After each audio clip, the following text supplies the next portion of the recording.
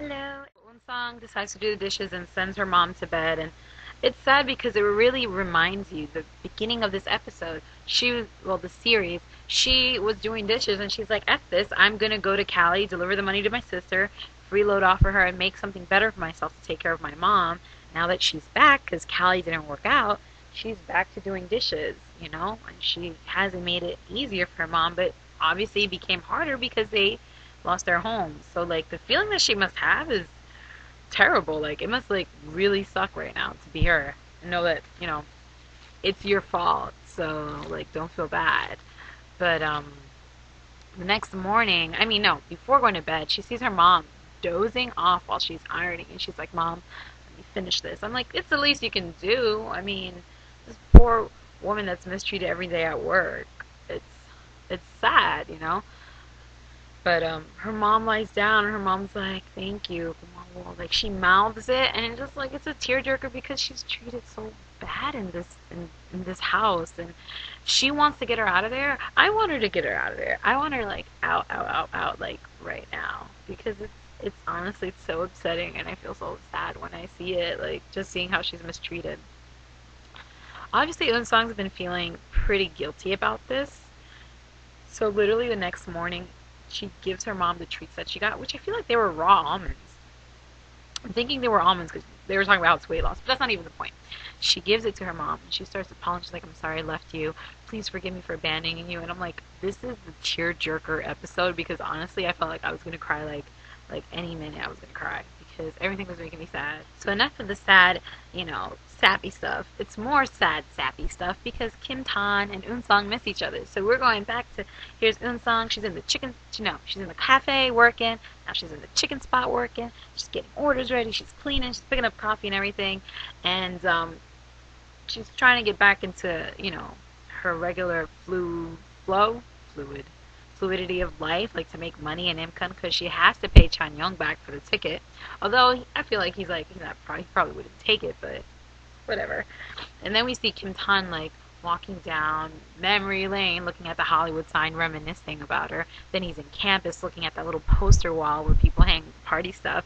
He misses her, and I'm like, dude, just what are you waiting for? Just come to Korea. Like, you miss her? Like, make something happen. Like, now. We start the day with the chairman and Madam Han. They happen to be in the same bedroom.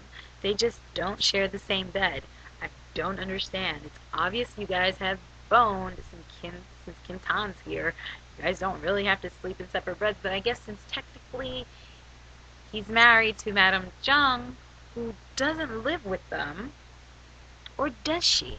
Does she have her own separate bedroom? Because that's like even weirder now. Like, how come the mistress gets to sleep in the room with her husband? Like, that's not cool. But it kind of shows that it's obvious that between Madam Jung and the chairman, there's really no relationship. She just refuses to divorce him so he can move on and live his life. So I guess he can't sleep with Madam Han technically in the same bed. So he asks her, since she tried to call Kim Tan and Kim Tan ignored her calls, which he always does.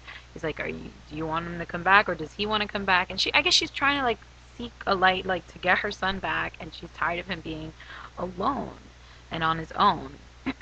So we now shoot into seeing Kim Tan ignoring the phone call. He's sad and he's reminiscing the moment he met up with his brother Kim Won. He was so excited to see him, but he got shut down. And basically he was saying like, I really wish the people that I miss would feel at least once the same amount of pain I feel when I miss them. And they showed a scene of him like, oh, it almost got me teary-eyed right now because it was sad. Like you see the chairman in the house and he's looking outside the window and he looks lonely, and he's right there. Kim Tan's in the background like, "Father, I want to come home too. Like, I want to go home." And then they show his mom, Madam Han, in the bedroom caressing his bed, and he's like, "Mom, I miss you too. I want to come home." And then they show his brother looking out the window, and he's like, "I just want these people to feel at least once the pain that they caused me. I want them to hurt." And he just tells his brother like, "I miss you too." And I'm like, oh my god, this is gonna make me cry just talking about it. My eyes are all watery. It's just like so it's honestly so sad, and I'm like, I can't handle this. My heart is like, my feels are everywhere. Like, I gathered my emotions together. Kim Tan decides to call Mr. Yoon, and I'm like, oh snap, he's coming back to Korea now, right. Kim Tan decides to finally give in his essays to his professor, and it had the quote of the show. I think the one who wants to wear the crown bears the crown or something like that. But I was annoyed because the professor read it, and the professor is the only English actor that I've enjoyed, English speaking actor that I've enjoyed acting wise because it was more realistic. But he said bear the crown, not bears the crown. And I'm like, you read it wrong. No. So angry. So angry. Mr. Yoon picks up Kim Tan at the airport. Kim Tan says the first thing he wants to do is see Kim Won before he sees his family. Kim Won is like, his mind is blown. Like, he's like in utter awe and shock that his brother came all the way to Korea. He's like, he basically said the fact that you decided to come here shows that you don't want to keep a good relationship between us half brothers and whatnot. He's like, don't be. I think he said something like, there's no reason for you to be afraid of me because you're nobody to me. Basically, he just made it seem like Kim Tan, this relationship that we have now does not exist because you came to Korea when you should have stayed away. And Kim Tan told him I'm not after what what you're so worried about. I'm not after it. I'm not going to take it from you. And basically, I feel like he's like, I don't want the family business. You can have it. Because I feel like I'm thinking that's what it's all about. It's all about the money and title and business and stuff. Kim Won, I also feel bad for because I feel like he feels betrayed because it seems that everybody's on Kim Tan's side. But, I mean, I really want to get into more of Kim Won's story, and I want to see how did he get this way? Why does he look like the bad guy? Is it really about business? Is that what he really cares for? I don't think so. It's probably not that. His mom died, and he's probably a sour child from that. I don't know. But he ends up saying it in the room where Kim Tan and Mr. Yoon is obviously you don't have to worry about your safety because at the end of the day it seems like you have everyone on your side. And he walks out, and Mr. Yoon follows him, and he's like, why didn't you tell me you went to the airport? And he's like, well, I figured the chairman. He's like, my father. He yelled it, and then he stopped. Obviously his dad does not tell Kim Won anything. He never will, especially something about this. And Kim Won hates being left out of the loop, but he will be now that Kim Tan's here, and I feel like he's insecure. He's probably going to be second priority. As you can tell now, no one's told him that his brother was coming, and Mr. Yoon did this behind his back. So Kim Won's obviously super hurt about this, and I really want to know why,